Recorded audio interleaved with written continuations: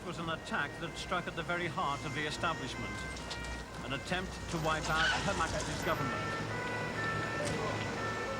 It was an attack conceived in malice and hatred.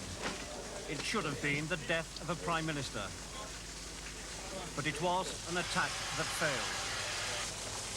5 people were killed, including 3 women. Scores were injured. The wife of a cabinet minister was crippled for life. The Prime Minister and the cabinet survived. Policies on Northern Ireland went unchanged, and the resolve to bitterly oppose terrorism was strengthened. But the bombing gave the IRA the worldwide publicity and propaganda it so badly needed. The killing of Lord Mountbatten, the Harrods bomb had both been counterproductive. Now lies and half-truths enable the Provisionals to gloat with some success over penetrating the impregnable. After the deaths of 10 hunger strikers in the Maze prison, Northern Ireland, in 1981, Mrs. Thatcher was held personally accountable by the IRA and condemned to death. 2 years later, 38 Republican prisoners escaped from the Maze. A nucleus of hardened, dedicated bombers, gunmen and killers returned to the fold. Here in this room, Peter Sherry was asked to finalise the plans for killing the British Prime Minister. His co-conspirators included Brendan Macfarlane, Owen Carron, the former Westminster MP now on the run, and a well-known Sinn Féin politician. And by the end of spring 1984, Downing Street had been informed that RUC intelligence pointed to Mrs. Thatcher being the IRA's main target.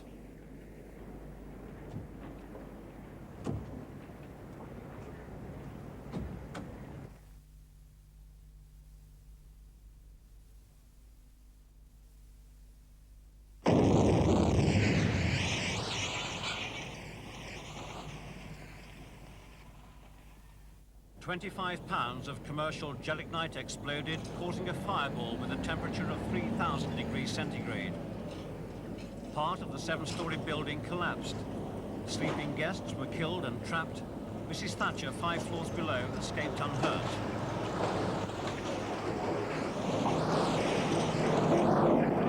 Over the next few weeks, everyone who'd stayed in room 629 was traced.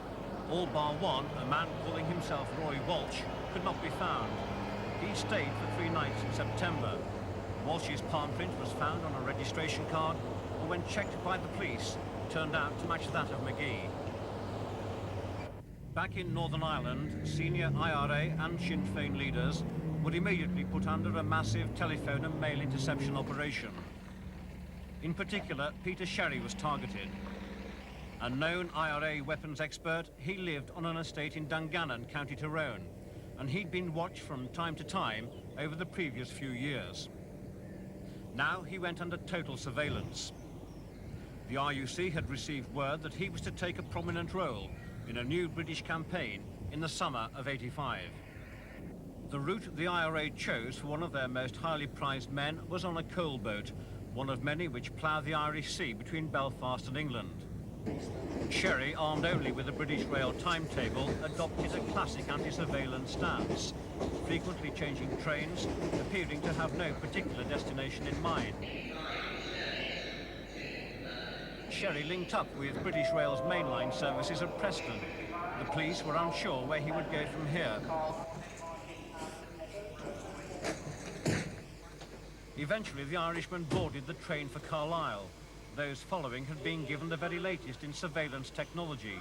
Peanut-sized radio receivers to fit in the ear, throat microphones operated by a remote pocket switch. There, to the delight of the surveillance team, he made contact with a second man. The pair walked off to the station buffet. Some officers watched from a pedestrian footbridge. Others took up position on the platform and outside the cafe. 15 minutes earlier, 2 officers, a young couple, had walked into the refreshment room and had taken a table in the centre. The new man had a fingertip missing. It was the girl who noticed it, nudging her colleague, then leaving to alert her controller. This was one of the main identification marks for Patrick Magee, wanted for the Brighton bombing. Whatever Sherry and Magee were talking about didn't matter now.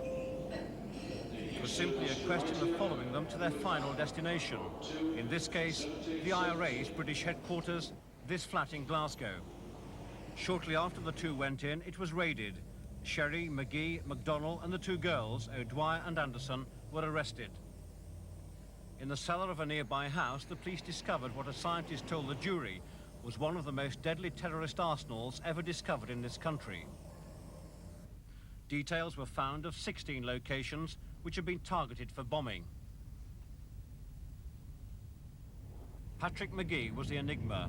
Though born in Belfast, his family moved here to Norwich before school age. He made one trip to Ireland as a young teenager for a holiday. Some years later, he suddenly walked out of art school in Norwich and went to live in the hardline Unity flats in Belfast. He returned to England, meeting Gerard Chewett a few years later. When Chewett was named as Scotland Yard's most wanted terrorist, Magee went to Holland, later finding work at this brick factory in the village of Overloon, near the West German border.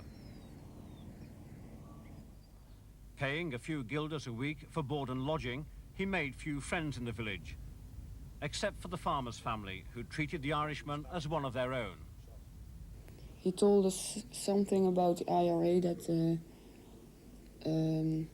almost everybody in that part of Ireland had something to do with the IRA, and that it was very hard to keep out of it. Well, we talked about crimes once, but little crimes, about committing little crimes, shoplifting and that kind of stuff, and making mistakes. He has said that the biggest mistake you can make is getting caught.